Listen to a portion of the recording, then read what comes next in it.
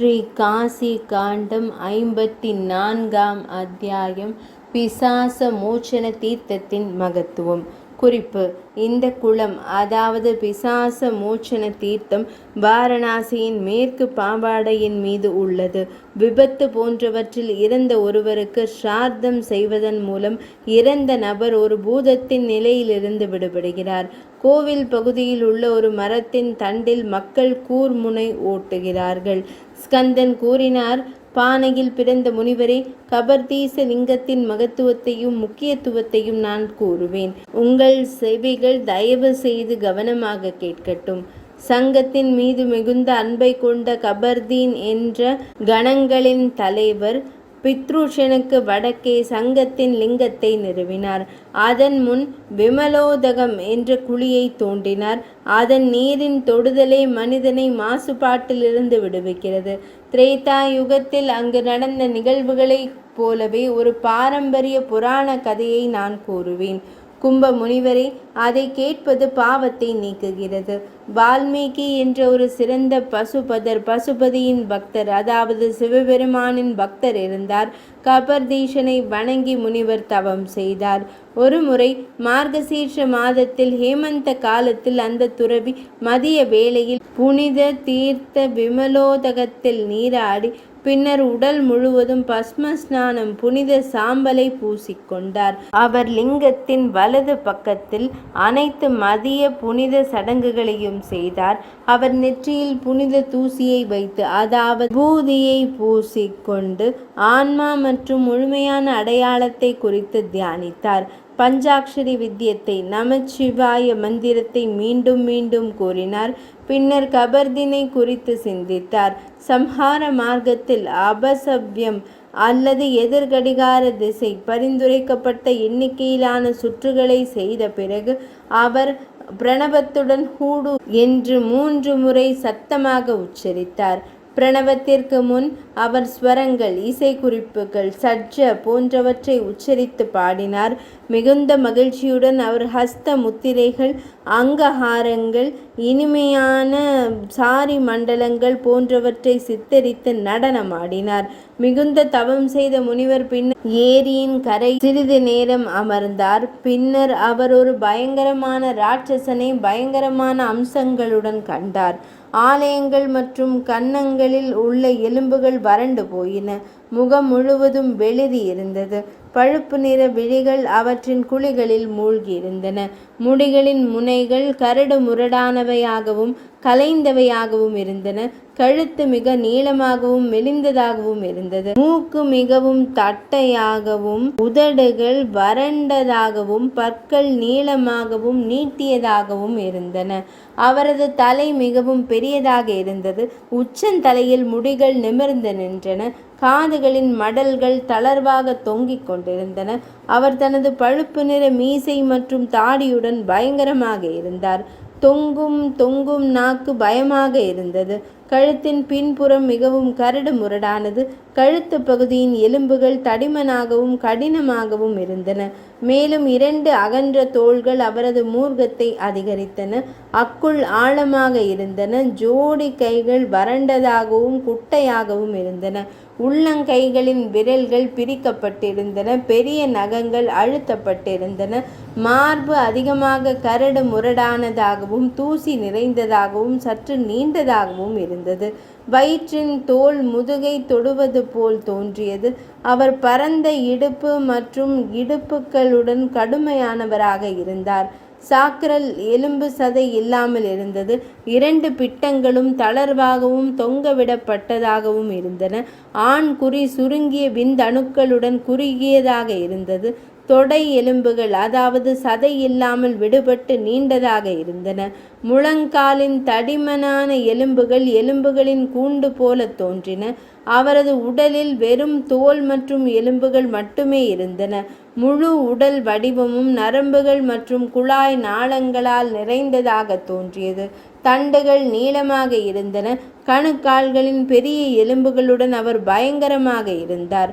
பாதங்கள் மிகவும் அகலமாக இருந்தன. கால் விரல்கள் நீளமாகவும் மெல்லியதாகவும் வளைந்ததாகவும் இருந்தன.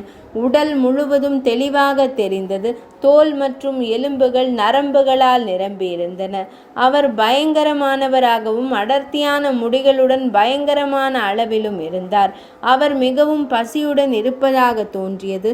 காட்டு தீயில் எரிந்த மரம் போல தெரிந்தார். கண்கள் சுழன்று நிலையற்றதாக இருந்தன. பயத்தின் பயனாக உணர்வின் கவிதையின் உருவகமாக தோன்றினார். அவர் அனைத்து உயிரினங்களிலும் திகிலை ஏற்படுத்தினார். முகத்தில் பரிதாபமாக இருந்தாலும் பார்வையாளர்களின் இதயங்களை பயமுறுத்தும் அந்த பேயை கண்டதும் வயதான துறவி தைரியமாக அவரிடம் கேட்டார், "நீ யார்?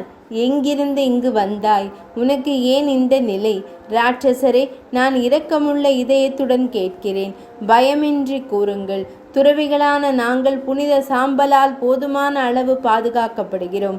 சிவபெருமானின் 1000 திருநாமங்களை நலத்திற்காக நாங்கள் மீண்டும் மீண்டும் கூறுகிறோம்." துறவியின் மகிழ்ச்சியான வார்த்தைகளை கேட்ட ராட்சசர் இரக்கமுள்ள முனிவரிடம் பய பக்தியுடன் கரங்களை இணைத்து கூறினார். ராட்சசர் கூறினார், "புனிதரே, சிறந்த துறவியே, உங்களுக்கு ஏதேனும் அனுதாபம் இருந்தால் சிறிது நேரம் மிகுந்த கவனத்துடன் கேளுங்கள். என்னை குறித்த உண்மைகளை நான் கூறுவேன். கோதாவரியின் கரையில் பிரதிஷ்டானம் என்ற ஒரு பகுதி உள்ளது.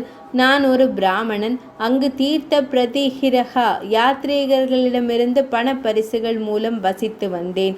அந்த செயலின் விளைவாக மிகவும் பயங்கரமான தண்ணீர் மற்றும் மரங்கள் இல்லாத ஒரு பாலைவன பகுதியில் இந்த பரிதாபகரமான நிலையை அடைந்தேன். முனிவரே, நான் அங்கு வசிப்பதில் அதிக நேரம் செலவிட்டேன். பசி, தாகம் மற்றும் நீடித்த குளிர் மற்றும் வெப்பத்தால் மழை காலத்தில் காற்று வீசும்போது பெரிய மேகங்கள் இரவும் பகலும் பெரும் மழையை பொழியும் போது என்னை மறைக்க எனக்கு எதுவுமில்லை. பண்டிகை காலங்களில் பண பரிசுகளை வழங்காமல் யாத்ரீகர்களிடமிருந்து தீர்த்த பிரதிகிரகத்தை தட்சிணா ஏற்றுக்கொள்பவர்கள் இது போன்ற பிறவியை அடைகிறார்கள். இது பெரும் துன்பத்தை உள்ளடக்கியது. நீண்ட காலத்திற்கு பிறகு முனிவரே, ஒரு முறை ஒரு பிராமண சிறுவன் பாலைவன பகுதியில் அங்கு வருவது காணப்பட்டது. சூரிய உதய நேரத்தில் அவர் சந்தியா சடங்குகளை செய்யவில்லை. சிறுநீர் கழித்து குடல்களை காலி செய்த பிறகு அவர் சவுக்கா மற்றும் அச்சமானாவின் சுத்திகரிப்பு சடங்குகளை செய்யவில்லை. அவர் சவுக்கா மற்றும் சந்தியா கர்மங்கள் இல்லாமல் முக்த காட்சா பௌத்த மதவெறி போல் நடந்து கொள்வதை கண்டதும் நான் மகிழ்ச்சிக்காக அவரது உடலுக்குள் நுழைந்தேன். முனிவரே, எனது துரதிருஷ்டத்தால் பிராமண சிறுவன் செல்வத்தின் பேராசையால் ஒரு வணிகருடன் இந்த புனித நகரத்திற்கு வந்தான். சிறந்த முனிவரே, அந்த பிராமணர் நகரத்தின் உட்புறத்திற்குள் சென்றார். அவரது பாவங்களுடன் நான் உடனடியாக அவரது உடலில் இருந்து வெளியே வந்தேன். சிவனின் கட்டளைப்படி தவக்களஞ்சியமே, நாங்கள் பேய்களும் பெரும் பாவங்களும் வாரணாசியில் நுழைய உரிமை இல்லை.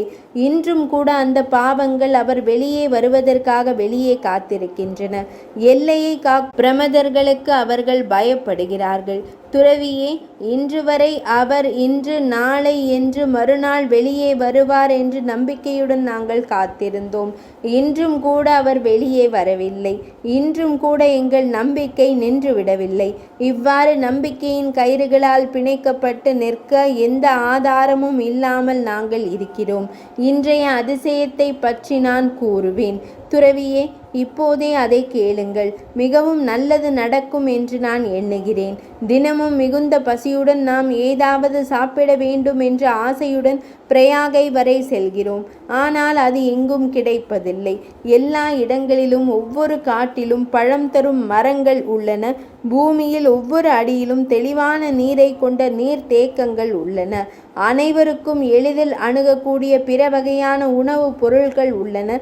எல்லா இடங்களிலும் ஏராளமான பானங்கள் உள்ளன. ஆனால் அவை நம் பார்வையில் வரும் தருணத்தில் அவை வெகு தூரம் நகர்கின்றன. அதிர்ஷ்டவசமாக முனிவரே, இன்று நான் பசியால் பாதிக்கப்பட்ட ஒரு யாத்ரீகரை கண்டதும் நான் அவரை வலுக்கட்டாயமாக சாப்பிட வேண்டும் என்று நினைத்து அவரை அணுகினேன். சிவனின் பெயரால் தூய்மைப்படுத்தப்பட்ட வார்த்தைகள் அவரது தாமரை போன்ற வாக்கிலிருந்து வெளிவந்தன. எல்லா தடைகளையும் நீக்கிய வார்த்தைகள். சிவபெருமானின் பெயரை நினைவில் கொள்வதன் மூலம் என் பாவமும் குறைந்தது. எனவே நான் இங்கு நுழைந்தேன். சிவநாமம் எப்போதும் காதுகளில் ஒலித்து கொண்டு இருப்பவர்களை யமனும் பார்ப்பதில்லை என்பதால் எல்லையில் இருந்த பிரமதர்களால் நான் உடனடியாக கவனிக்கப்படவில்லை. இப்போது நான் அவருடன் அந்தர்கேகத்தின் உள் ஆலயம் எல்லை வரை வந்தேன். அந்த யாத்ரீகர் உள்ளே சென்றார். நான் பின்னால் இருந்தேன். முனிவரே, உங்களை பார்த்த பிறகு நான் இப்போது என்னை மதிக்கிறேன் என்று கருதுகிறேன். கருணை உள்ளவரே, இந்த பயங்கரமான நிலையிலிருந்து என்னை காப்பாற்றுங்கள். பேயின் இந்த வார்த்தைகளை கேட்டதும் அந்த இரக்கமுள்ள துறவி தனது மனதில் நினைத்தார், தங்கள் சொந்த நலனுக்காக மட்டுமே வேலை செய்பவர்களுக்கு ஐயகோ, அனைத்து மிருகங்கள் பறவைகள் போன்றவை தங்கள் சொந்த வயிற்றை நிரப்புபவை. இந்த உலகில் எப்போதும் மற்றவர்களுக்காக ஈடுபடுபவன் மட்டுமே பாக்கியவான். எனது தவத்தின் சக்தியால் என்னிடம் அடைக்கலம் தேடிய இந்த பாவத்தால் பாதிக்கப்பட்ட பேயை நான் சந்தேகத்திற்கு இடமின்றி மீட்டு விடுவேன். இவ்வாறு மனதில் சிந்தித்த பிறகு சிறந்த முனிவர் பிசாசரிடம் கூறினார், உன் பாவங்களை நிவர்த்தி செய்வதற்காக விமலோத ஏரியில் நீராடு. இந்த தீர்த்தத்தின் சக்தியாலும் கபர்தீசரை சந்தித்ததாலும் பிசாசரே, உன் பிசாச நிலை பலவீனம் அடைந்து பின்னர் அழிந்துவிடும். மனதில் மகிழ்ச்சியடைந்த முனிவரின் இந்த வார்த்தைகளை கேட்டதும் இதயத்தில் மகிழ்ச்சியுடன் கூடிய பேய் அவரை வணங்கியது. உள்ளங்கைகள் ஒன்றாக இணைக்கப்பட்டு அவரிடம் கூறியது, சிறந்த முனிவரே, என் பகவானே, எனக்கு குடிக்க கூட தண்ணீர் கிடைக்கவில்லை, அருந்துவதற்கு கூட நீர் கிடைக்கவில்லை. பிறகு நீராடுவதற்கான வாய்ப்பு எங்கே? நீர் தெய்வங்கள் அதை பாதுகாப்பதா? எங்கே அருந்துவது குறித்து பேசலாம். தண்ணீரை தொடுவது கூட மிகவும் கடினம். பேய் கூறிய இந்த கூற்றை கேட்டதும் அவர் மிகுந்த மகிழ்ச்சியை அனுபவித்தார். பிரபஞ்சம் முழுவதையும் மீட்கும் திறன் கொண்ட துறவி கூறினார், நீ இந்த புனித சாம்பலை எடுத்து உன் அகன்ற நெற்றியில் பூசிக்கொள். இந்த புனித சாம்பலின் மகத்துவத்தால் பேய் எங்கும் யாரும் பெரிய பாவிகளை கூட துன்புறுத்தவோ அல்லது தடைகளை உருவாக்கவோ மாட்டார்கள். விபூதியால் புனித சாம்பல் வெண்மையாக்கப்பட்ட ஒரு பாவியின் நெற்றியை கண்டதும் யமனின் ஊழியர்கள் பாசுபத ஏவுகணையை பார்த்து பயந்து தப்பி ஓடுதல். எலும்புகள், பதாகைகள் போன்றவற்றால் குறிக்கப்பட்ட கெட்டுப்போன ஒரு குளத்தை கண்டால் வழிபோக்கர்கள் அவற்றிலிருந்து விலகி இருக்கிறார்கள். அதேபோல் யமனின் ஊழியர்கள் புனித சாம்பல் மற்றும் மலர்களால் குறிக்கப்பட்ட ஒருவரிடமிருந்து விலகி இருக்கிறார்கள். பூதியை ஒரு பாதுகாப்பு கவசமாக பூசி சிவ மந்திரங்களால் பாதுகாக்கப்பட்ட ஒரு சிறந்த மனிதனை எல்லா இடங்களிலும் வேட்டையாடும் விலங்குகளை கூட ஒருபோதும் அணுகுவதில்லை. சிவ மந்திரத்தால் புனிதப்படுத்தப்பட்ட பஸ்மத்தை நெற்றி, மார்பு, கையின் வேர் ஆகியவற்றை பக்தியுடன் பூசிக்கொண்டால் கொடூரமான மனிதர்கள் அவரை காயப்படுத்துவதில்லை. புனித சாம்பல் ரக்ஷா என்று அறிவிக்கப்படுகிறது.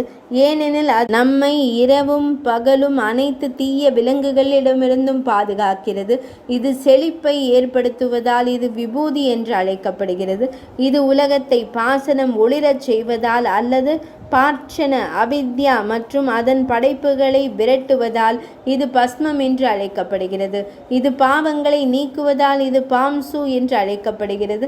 மேலும் இது ஷரண பாவத்தை ஒழிப்பதால் இது ஷாரம் என்று அழைக்கப்படுகிறது. இந்த சொற்கள் சொற்பிறப்பியல் ரீதியாக அறிஞர்கள் விளக்கப்பட்டுள்ளன. அவர் பாஸ்மத்தை அதன் கொள்கலத்திலிருந்து எடுத்து பேயின் கையில் வைத்தார். அதை மரியாதையுடன் பெற்று நெற்றியில் பூசினார். விபூதியால் குறிக்கப்பட்ட பிசாசை கண்டதும் தண்ணீரில் மூழ்க தயாராக இருந்தபோது நீர் தெய்வங்கள் அவரை தடுக்கவில்லை. அவர் நீராடி தண்ணீர் அருந்தி ஏரியிலிருந்து வெளியே வந்த நேரத்தில் அவரது பிசாச நிலை மறைந்தது. அவர் ஒரு தெய்வீக உடலை அடைந்தார். தெய்வீக மாலைகள் மற்றும் ஆடைகளை அணிந்து தெய்வீக வாசனை திரவியங்கள் மற்றும் களிம்புகளை பூசிக்கொண்டு ஒரு தெய்வீக வாகனத்தில் ஏறி வான்வெளி பாதையை அடைந்தார். அவர் வானத்தில் செல்லும் போது அந்த துறவி பிசாசனால் வணங்கப்பட்டார். அவர் சத்தமாக பேசினார், பாவமற்ற புனித ஐயா, நான் தங்களால் விடுவிக்கப்பட்டேன். இந்த தீர்த்தத்தின் மகத்துவத்திற்கு நன்றி. அனைவராலும் மிகவும் கண்டிக்கப்பட்ட அந்த துயரமான பிறப்பிலிருந்து மிகவும் மாறுபட்ட ஒரு தெய்வீக உடல் வடிவத்தை நான் அடைந்தேன். இன்று முதல் இந்த தீர்த்தம் பிசாச மோச்சனம் என்ற பெயரால் அழைக்கப்படும். துறவரம் மூலம் இந்த தீர்த்தம் மற்றவர்களின் பிசாசத்தை அழிக்கும். இந்த மிகவும் புனிதமான தீர்த்தத்தில் ஆண்கள் தங்கள் புனித நீராடி சந்தியா பிரார்த்தனைகள் மற்றும் பானங்களுடன் அரிசி பந்துகளை வழங்கினால் துரதிருஷ்டவசமாக பிசாசத்தை பெற்ற அவர்கள் பித்ருக்கள் மற்றும் பிதாமகர்கள் அதை கைவிட்டு மிகப்பெரிய இலக்கை மோட்சத்தை அடைவார்கள். இன்று துறவி மார்கசீர்ஷ மாதத்தின் அதாவது மார்கழி மாதத்தின் பிரகாசமான பாதியில் 14ஆம் சந்திர நாளில் பிசாசத்தை ஒழிப்பதற்கு உகந்ததாக அவை இருக்கும் நிலையில் துறவற சடங்குகள் மேற்கொள்ளப்பட வேண்டும். இங்கு ஆண்டுதோறும் யாத்திரை மேற்கொள்பவர்கள் தீர்த்த பிரதிகிரகம் தீர்த்தத்தில் தானத்தை ஏற்றுக்கொள்வது என்ற பாவத்திலிருந்து விடுபடுவார்கள். பிசாச மோச்சனத்தில் புனித நீராடி கபர்தீஷரை வழிபட்டு அங்கு சமைத்த உணவை பரிசாக வழங்குவதன் மூலம் ஆண்கள் வேறு இடங்களில் அச்சமின்றி இருக்க முடியும். அதாவது வேறு இடங்களில் மரணத்திற்கு பயப்பட வேண்டிய அவசியமில்லை. மார்கசீர்ஷ மாதத்தின் பிரகாசமான பாதியில் 14வது சந்திர நாளில் ஒரு பக்தர் கபர்தீஷருக்கு முன் தீர்த்தத்தில் புனித நீராடினால் அவர் வேறு இடங்களில் இறந்தாலும் பிசாச நிலையை அடைய மாட்டார். இவ்வாறு கூறிய பிறகு தெய்வீக நபர் அந்த துறவியை மீண்டும் மீண்டும் வணங்கினார். ஆசீர்வதிக்கப்பட்டவர் தெய்வீக இலக்கை அடைந்தார். பானையில் பிறந்தவரே, அந்த பெரிய அற்புதத்தை கண்ட பிறகு துறவி கபர்தீஸ்வரரை சாந்தப்படுத்தி காலப்போக்கில் முக்தியை அடைந்தார். இதிலிருந்து தொடங்கி பெரிய முனிவரே, வாரணாசியில் உள்ள தீர்த்தர் அனைத்து பாவங்களையும் அழித்த பிசாச மோச்சனர் பெரும் புகழை பெற்றார். பைசாச மோச்சன தீர்த்தத்தில் அவர் ஒரு சிவயோகினுக்கு உணவளித்தால் அவர் 10 மில்லியன் மக்களுக்கு உணவளித்த பலனை அடைகிறார். இந்த புனித அத்தியாயத்தை கட்டுப்படுத்தப்பட்ட மனதுடன் கேட்பதன் மூலம் ஒரு மனிதன் ஒருபோதும் பூதங்கள், பேய்கள் மற்றும் காட்டேரிகளால் தாக்கப்படுவதில்லை. பால கிரகங்களால் குழந்தைகளை தாக்கும் பூதங்கள் தாக்கப்படும் குழந்தைகளிடையே அமைதியையும் ஏற்படுத்த இந்த சிறந்த கதையை விடாமுயற்சியுடன் படிக்க வேண்டும். ஒரு மனிதன் இன்னொருவருக்கு சென்றால் இந்த கதையை கேட்ட பிறகு அவர் எங்கும் திருடர்கள், புலிகள், பிசாசுகள் போன்றவர்களால் தாக்கப்பட மாட்டார். 54ஆம் அத்தியாயம் இனிதே நிறைவடைந்தது.